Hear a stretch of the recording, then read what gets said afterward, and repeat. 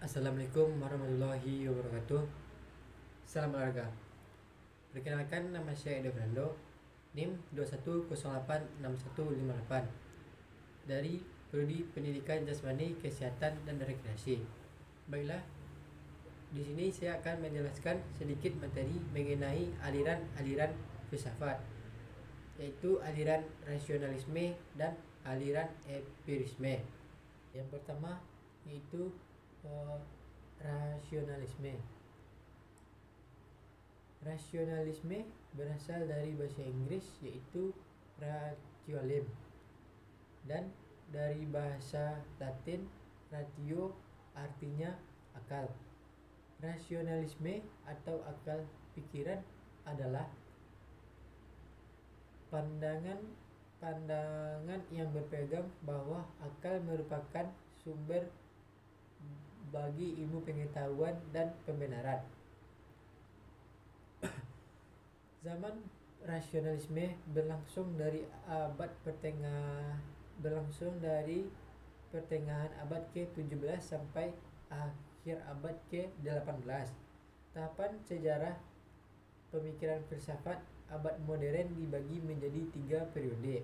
Yang pertama, periode zaman kuno, zaman pertengahan, dan zaman modern.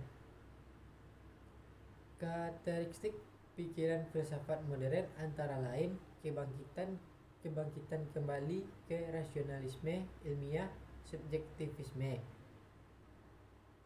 kemanusiaan, dan aturan-aturan agama. 3 proses tersebut adalah proses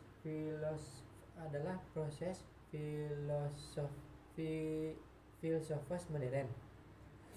Sejarah perkembangan rasionalisme dan sejarah filosofi rasionalisme, sebuah metode investigasi dan penelitian menunjukkan alasan ini adalah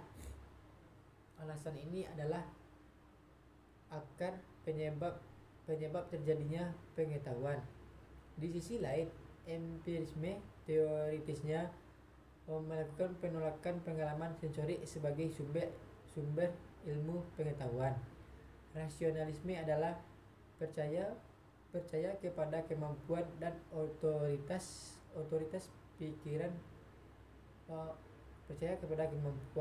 otoritas pikiran mengungkapkan pengetahuan dan kebenaran. Rasionalisme mengukur kemampuan kecerdasan yang ada pada manusia sehingga dapat mencari kebenaran dan memecahkan suatu masalah pada kehidupan sehari-hari.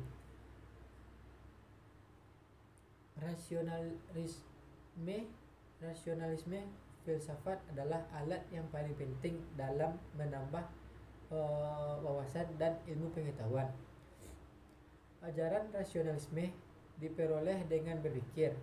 Dengan berpikir adalah aturan yang logis atau logika. Adapun pemikiran dari beberapa tokoh, di antara lain menurut Baruch de Spinoza, yaitu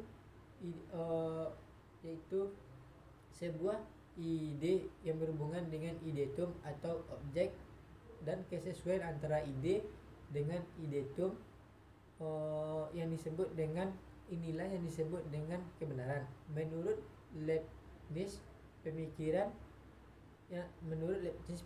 terkenal adalah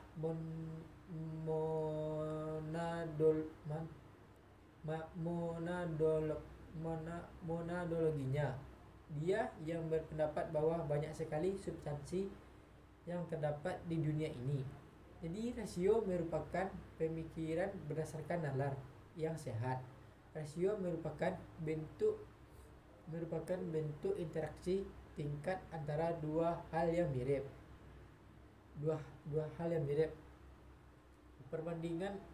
Perbandingan antara banyak sekali gejala yang bisa ditemukan atau dinyatakan menggunakan angka. Rasionalisme merupakan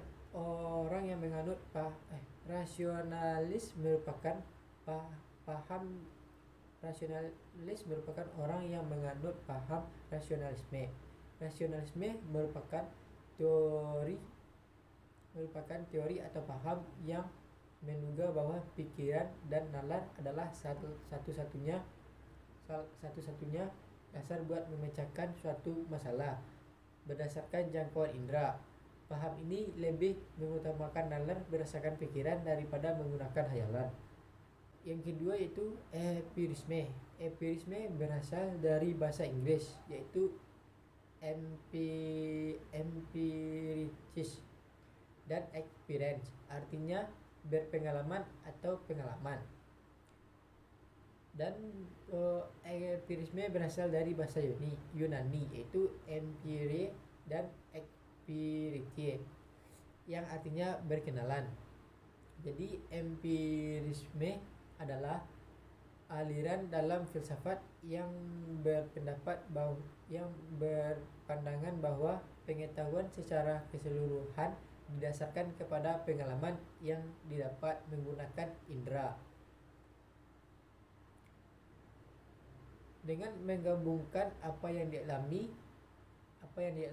pengalaman dengan menggabungkan apa yang dialami atau yang dialami oleh seseorang dalam kehidupan sehari-harinya. Indera adalah salah satu sumber pengetahuan dan bukan akal.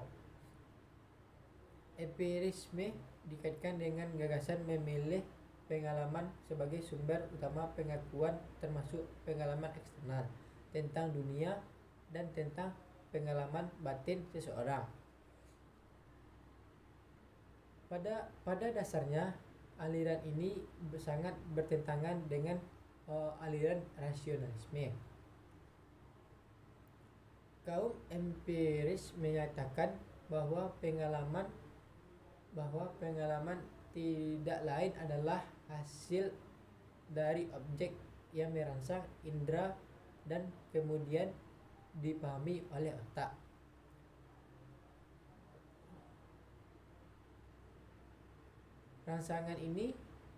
Hasil dari rangsangan ini bereaksi terhadap objek sehingga merangsang suatu indera. Empirisme memainkan peran yang sangat penting untuk pengetahuan. Orang-orang percaya menganggap pengalaman sebagai satu-satunya sumber dan landasan ilmu pengetahuan. Dari pengalaman maka seseorang telah mendapatkan ilmu pengetahuan. Pengalaman sensorik umumnya dianggap sebagai pengadilan tertinggi.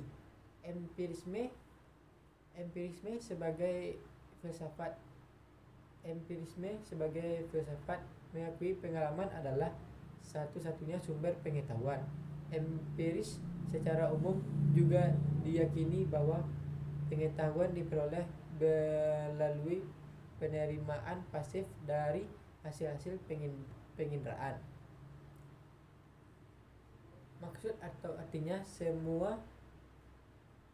Artinya semua pengetahuan betapapun kompleksnya dapat ditelusuri kembali ke yang tidak mungkin, bukanlah sains.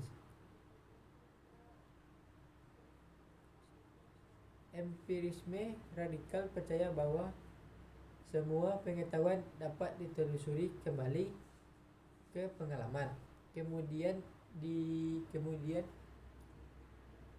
dipahami oleh otak dan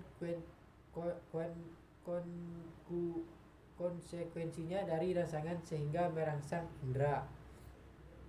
Berikutnya itu penerapan aliran rasionalisme dan empirisme dalam kehidupan sehari-hari.